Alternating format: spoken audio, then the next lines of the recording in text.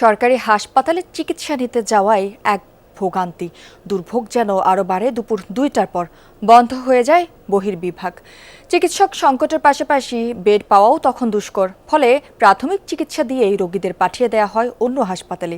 শিশু থেকে বৃদ্ধ এমনকি নবজাতক রোগীর স্বজনরাও ঘোরেন হাসপাতালের দ্বারে দ্বারে। অন্য জেলা থেকে ঢাকায় আসা রোগীদের দুর্দশা আরও বেশি। রাজধানীর বিভিন্ন সরকারি হাসপাতাল ঘুরে চিকিৎসা সেবার শ্রীহীন অবস্থা তুলে ধরেছেন রেদওয়ান আহমেদ। ক্যামেরায় ছিলেন নাহিদ হোসেন। ভোগান্তি ভুলে চলে আসুন রিগালে। ওয়ারেন্টি সহ স্টাইলিশ কালেকশন নিয়ে রেডি রিগাল ফার্নিচার। ঘড়ির কাঁটায় তখন সন্ধ্যা 7:30। রবিন রেশমা দম্পতির অসুস্থ সন্তান রায়হানকে নিয়ে এসেছেন সরকারি এই হাসপাতালে। জরুরি বিভাগে প্রাথমিক চিকিৎসা দিয়ে কি বললেন চিকিৎসক? 101 ডিগ্রি জ্বর আছে এবং যে সিরাপটা নিয়ে লেগছে ওইটাও আমার ব্যাগে আছে, আমি খাওয়াইতেছি, তারপরেও কমতেছে না দেখে আমি এই জায়গায় আসছি। দেন আসার পরে আবারও ওইটাই লেগছে। এগুলো যদি না হয় তাহলে শ্যামলীতে যে শিশু হাসপাতাল আছে ওখানে যাইতে বলছে, বা ঢাকা মেডিকেলে নিতে বলছে, যাইতে বলছে। এখানে চিকিৎসা না, এখানে হবে না। ভর্তি নাই, আমাদের ধারণ ক্ষমতা দূর আছে, আমরা নিয়ে নিছি। আরো বেশি আছে, ধারণ ক্ষমতা বেশি আছে। অসুস্থ সন্তানকে কোলে নিয়েই এরপর শ্যামলীতে বাংলাদেশ শিশু হাসপাতাল ও ইনস্টিটিউটে ছুটে চলেন তারা। টিকিট কেটে জরুরি বিভাগে পড়লেন ডাক্তারের সাক্ষাৎ পাওয়ার সিরিয়ালে। 1 ঘন্টা 2 ঘন্টা এভাবে কেটে যায় 4 ঘন্টা। অবশেষে জরুরি বিভাগে প্রবেশ করা গেল, কিন্তু সেখান থেকেও দেয়া হয় অন্য হাসপাতালে যাওয়ার পরামর্শ। প্রায় 5 ঘন্টার মতো এই রোগী নিয়ে এমনি দাঁড়াইছে লাইনে 5 ঘন্টার মতো দাঁড়াই থাকার পর আমরা ভিতরে গেছি। তারপর অন্য হাসপাতালে দিছিল, তারপর অন্য হাসপাতালে দিছে, হাসপাতালে। এবার রোগীকে নিয়ে চিকিৎসকের মুখোমুখি যমুনা টেলিভিশন। জানতে চাই রেফার্ড রোগীকে নতুন করে কেন অন্য হাসপাতালে পাঠানো। সাথে সাথে রেফার্ডের সিল কেটে দিয়ে দিলেন সিটের বরাদ্দ।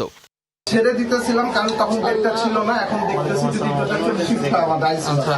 এখন দেখি একটু খোঁজ নিয়ে দেখতে থাকি। একটু কথা বলি বাবা, দাঁড়াও। সরকারি হাসপাতালে স্বাভাবিক সেবা মেলে সকাল 8টা থেকে দুপুর 2টা পর্যন্ত। এরপর সেবা বলতে কেবল জরুরি বিভাগের প্রাথমিক চিকিৎসা। সকাল না হলে মিলবে না সিনিয়র চিকিৎসক। রাতের ঢাকায় রোগী ও স্বজনদের তাই ভোগান্তির শেষ নেই। এমন চিত্র প্রতিটি দিনের। শিশু হাসপাতালের বাইরে পাওয়া গেল অপেক্ষারত আরও কয়েকজনকে। বেড সংকটের কারণ দেখিয়ে ফিরিয়ে দেওয়া হয়েছে তাদের সবাইকে। সৌদিতে হালসরে বসেছিলাম যে আমি রোগী নিয়ে বাইরে চলে যাবো, ঠিক আছে। আমার মেয়ে পেট ফুলে গেছিল, পেটে নাড়ি পেঁচাই গেছিল। আমার মেয়ের তো সিরিয়াস অবস্থা ছিল, ঢাকা হেলথ কেয়ারে রাখছিল, ওই বড় ভাই নিয়ে গেছিলো আমার। নিয়ে আমি 8 ঘন্টায় 15,300 টাকা আমি ওইখানে দিয়ে আইছি। বারান্দায় হলেও প্রাথমিক চিকিৎসা দেন, তারপর অন্য জায়গায় পাঠান।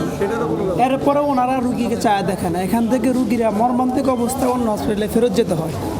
7 দিনের নবজাতক নিয়ে মাদারীপুর থেকে আসা পরিবার যখন শিশু হাসপাতালের বারান্দায়, তখন রাত প্রায় 12টা।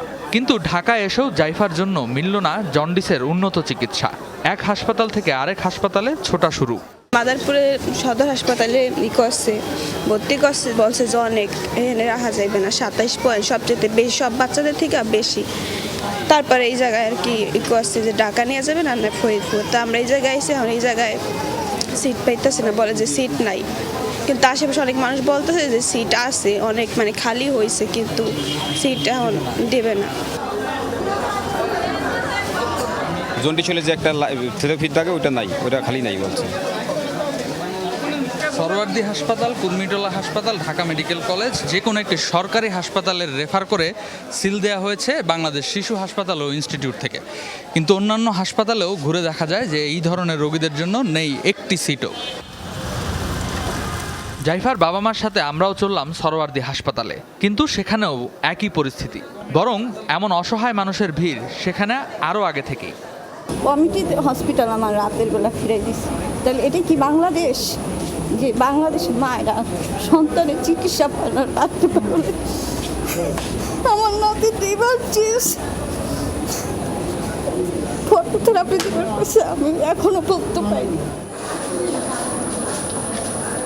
রাজধানীর সরকারি হাসপাতালের শত শত রোগীরা ঘুরে বেড়াচ্ছেন এক হাসপাতাল থেকে অন্য হাসপাতালে। তারা জানেন না কোন হাসপাতালে গেলে মিলবে তাদের ন্যূনতম চিকিৎসা। এমন ভোগান্তিতে যারা পড়ছেন তাদের দাবি সরকারের কঠোর নজরদারিতে যেন সমাধান করা হয় এই সিট সমস্যা আর চিকিৎসক সংকট। রেদওয়ান আহমেদ, যমুনা নিউজ, ঢাকা।